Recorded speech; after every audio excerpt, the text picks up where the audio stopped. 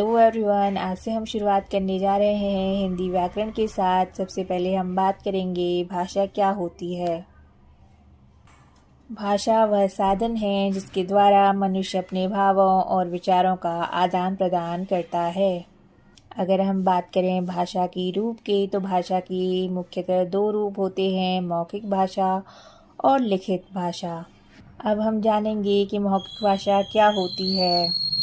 बोलकर अपनी बात प्रकट करना और सुनकर समझाना मौखिक भाषा कहलाता है।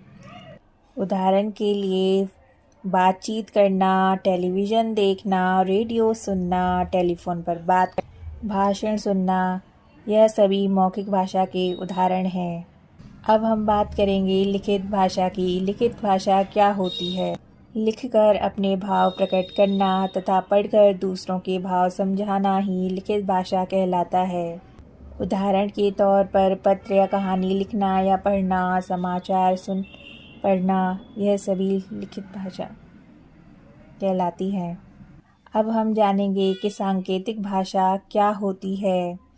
संकेतों या इशारों द्वारा अपनी बात दूसरों को समझाना सांकेतिक भाषा कहलाता है।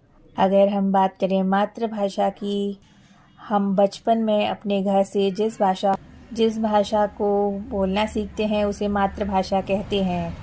आप सभी अपनी मातृभाषा कमेंट बॉक्स में लिखकर ज़रूर बताएं। अब हम जानेंगे राष्ट्रभाषा के बारे में।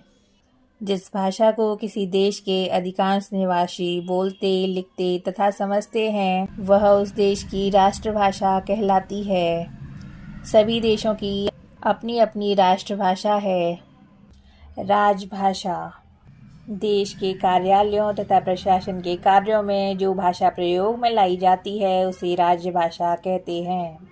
14 सितंबर 1949 को भारत के संविधान ने हिंदी को राजभाषा घोषित किया था। अब हम चर्चा करेंगे कि लिपि क्या होती है। प्राचीन समय में भाषा का मौखिक रूप ही प्रचलित था। जब मनुष्य को यह लगा कि वह अपने विचार दूर बैठे लोगों तक कैसे पहुंचाए, तो उसने अपनी उच्चारण ध्वनियों के लिए कुछ चिन्ह विकसित किए। यह ध्वनि चिन्ह लिपि कहलाते हैं। मुख से निकली ध्वनियों को लिखने के लिए निश्चित किए गए चिन्हों को हम लिपि कहते हैं।